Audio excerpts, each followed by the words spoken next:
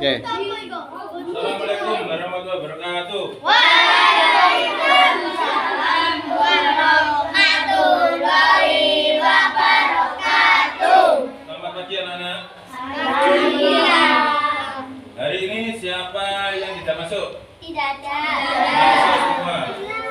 Hari ini pelajaran bahasa Indonesia. Bahasa Indonesia melihat dongeng cerita rakyat. Sebelum pelajaran dimulai, kita berdoa dulu. Ketua kelasnya, pimpin berdoa. Berdoa mulai.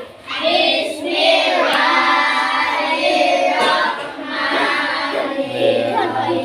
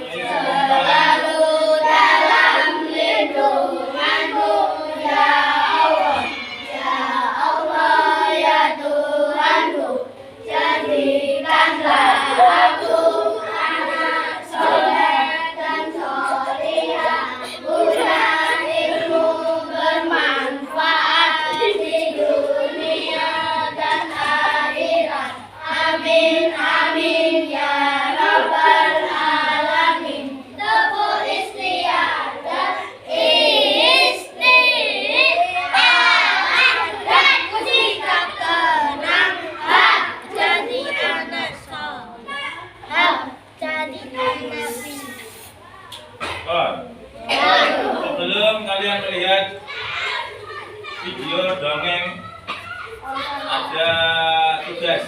Yang pertama, melihat video sampai selesai. Judulnya apa?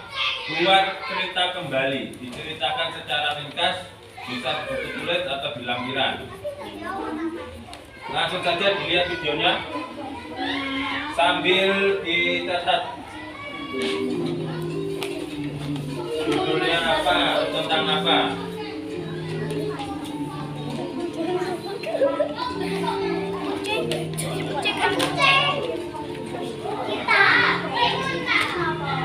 Terserah nama apa, dilihat dulu.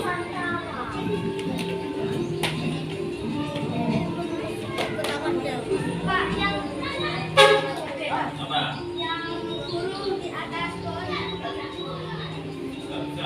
Ceritanya. Jadi judulnya apa dan ceritanya tentang apa? Menceritakan apa?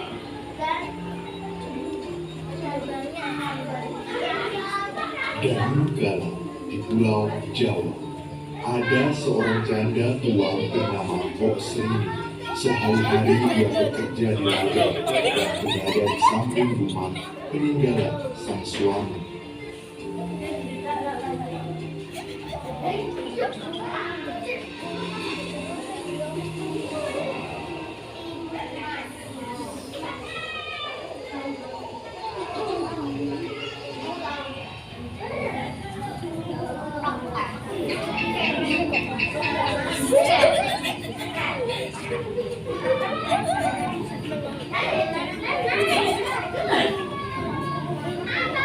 Ketika lelah dengan pekerjaannya, rasa kesepian selalu datang menghampiri. Dia ingin sekali memiliki seorang anak agar di masa tuanya ada yang menemani. Iya, ceritanya. Menceritakan apa sama cukup pokok-pokok. Judulnya apa? Sama dengarkan dulu.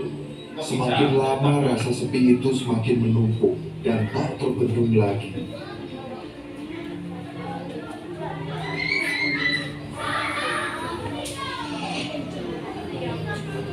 Bos Rini akhirnya memutuskan untuk mencoba meminta bantuan kepada Buto Ijo.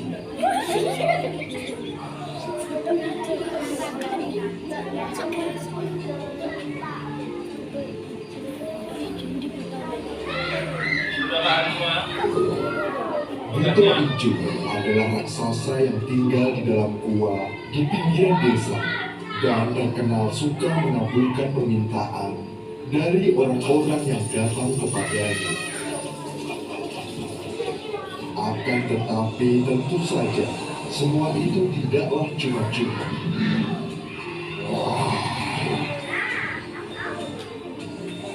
Hal itu juga berlaku untuk Mbok Srini, di mana dia harus membayarnya dengan harga yang sangat mahal. Ketika anak itu berusia 6 tahun, kau harus memberikannya kepadaku untuk kujadikan santapan. Terlepas dari kondisinya, wanita putus asa itu menyetujuinya. Kemudian Buto Ijo memberikan 1 biji mentimun untuk ditanam di ladangnya.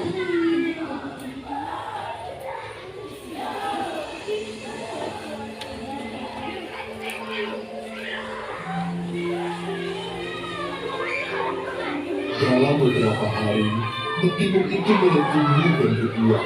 Di antara semua mentimun yang berbuah, hanya ada 1 yang memiliki ukuran sangat besar dan memancarkan cahaya keemasan.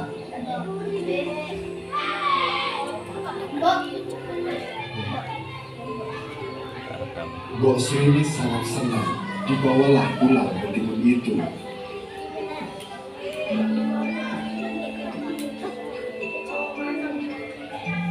Kemudian dia membelahnya dengan hati-hati. Nampak seorang bayi perempuan yang cantik di dalamnya. Dengan rasa penuh bahagia, dia menamai anak itu Timun Mas.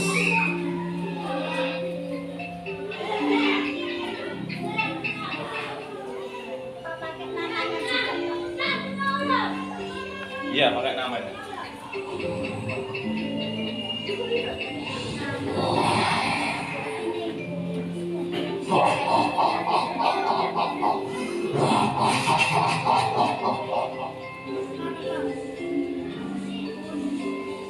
Berjalannya waktu, kini Timun Mas tumbuh menjadi gadis kecil yang periang.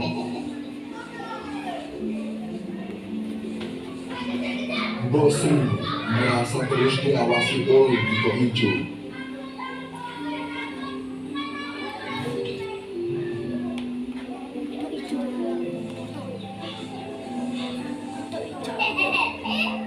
Rasa sayang Mbok Srini kepada Timun Mas membuatnya tak rela untuk kehilangan anak itu sebentar lagi. Namun apa daya, dia tidak akan pernah bisa melawan raksasa Buto Ijo yang sangat kuat.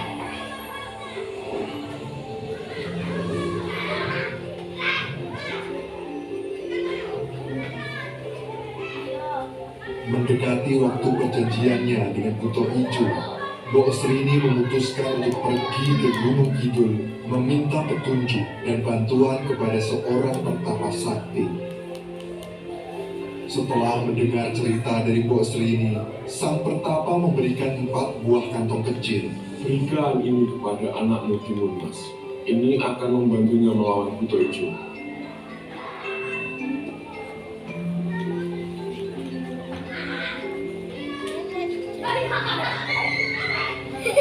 Tibalah hari di mana Buto Ijo datang untuk menagih janjinya dahulu.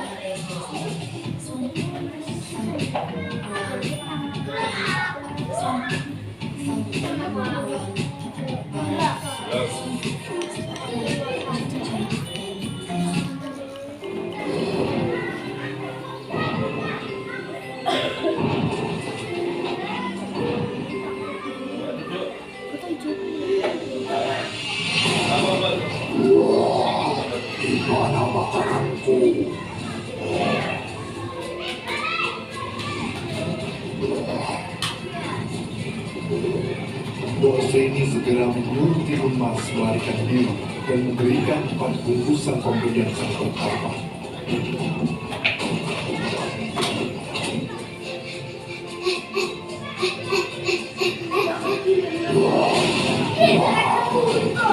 Melihat sang ibu dalam bahaya, Timun Mas mencoba memancing Buto Ijo untuk mengejarnya.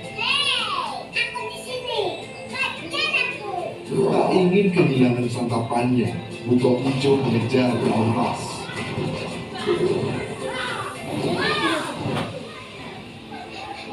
Timun Mas berlari sekuat tenaga ke dalam hutan agar tidak tertangkap.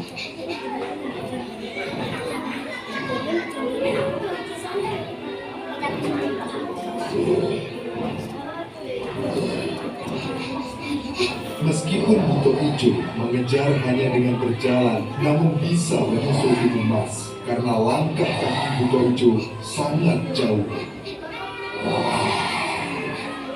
Teringat nasihat ibunya, Timun Mas melempar kantong pertama yang berisi biji mentimun ke arah Buto Ijo.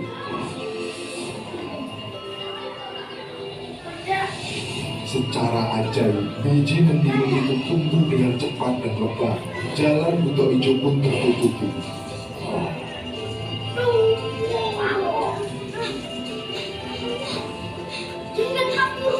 Tanaman mentimun itu menjalar ke tubuhnya hingga menjerat dengan erat. Akan tetapi dengan mudah Buto Ijo melepaskan diri.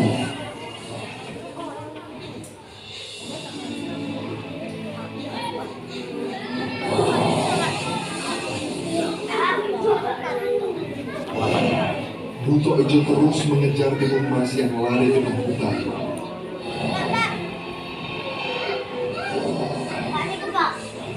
Apa? Hah?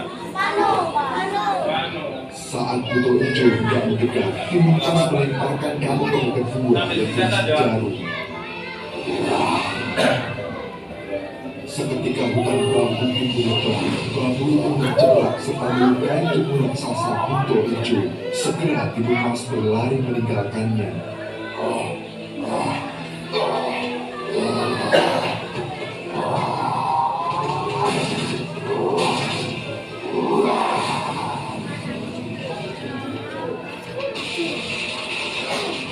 Merasa diremehkan, Buto Ijo pun mengamuk. Dia mengambil beberapa batang bambu dan melemparkannya ke arah Timun Mas.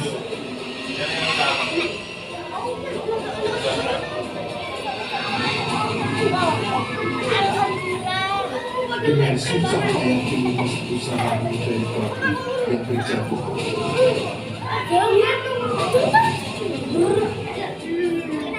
Tibalah Timun Mas di tepi sungai.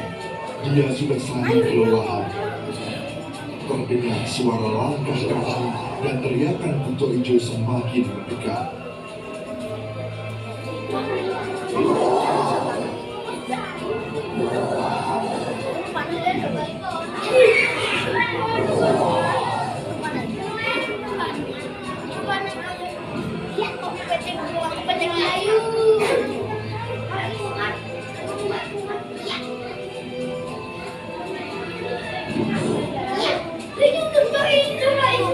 Melihat Buto Ijo yang masih berhatinya, Timun Mas segera melemparkan kantong yang ketiga berisi garam ke arah sungai.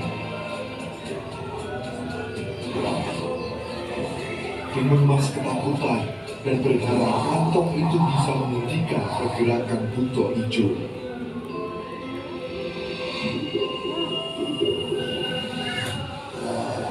Seketika ombak besar menerjang tubuh Buto Ijo. Raksasa itu terseret ombak menjauh dari Timun Mas.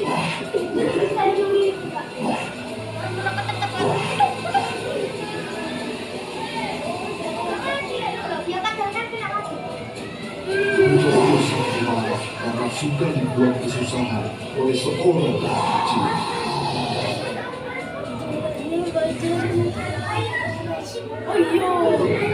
Gadis kecil itu terus berlari sekuat tenaga hingga menaiki sebuah bukit. Buto Ijo yang dipenuhi amarah dengan cepat menyusul Timun Mas. tebing yang tinggi pun dipanjat oleh Timun Mas. Dia berharap buto ijo tak bisa menjangkaunya. Namun sayang, raksasa itu masih bisa memanjat tebing.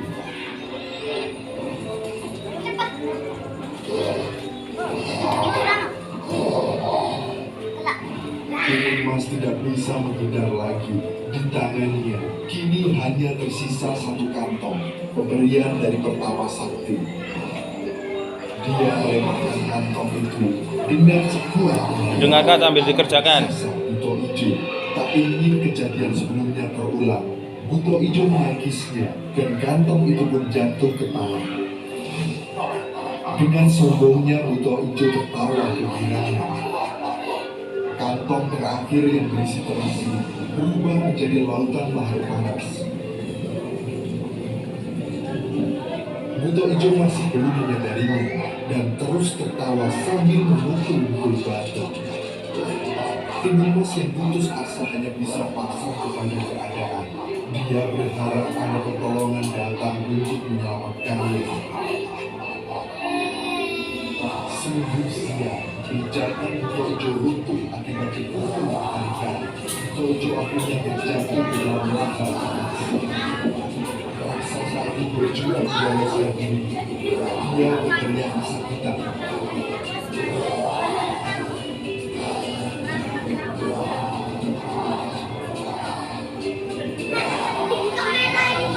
Kemudian Buto Ijo tenggelam di dalam lautan lahar panas. Akhirnya, Timun Mas dapat menghentikan Buto Ijo untuk selamanya. Usai melawan Buto Ijo, Timun Mas kembali pulang menemui ibunya. Sama dia. Cerita dong. Apa yang dibalik ngapain? Nah. Jadi apa? Mbok Sri ini sangat bahagia melihat anaknya berhasil kembali pulang dengan selamat dan mengalahkan sang raksasa Buto Ijo.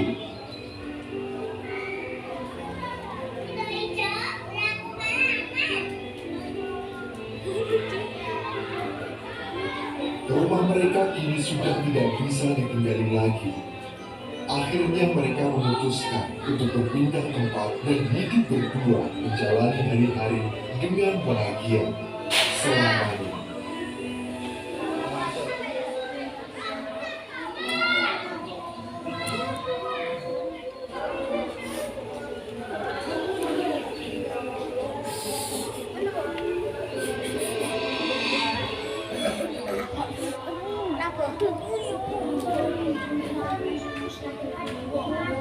Sudah?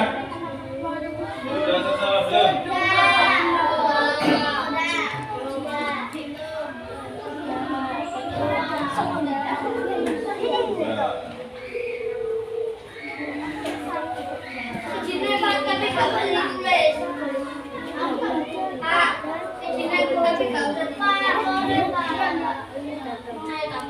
Sudah selesai semua? Ya sudah dimasukkan. Cukup untuk pelajaran hari ini. Saya akhiri. Assalamualaikum warahmatullahi wabarakatuh.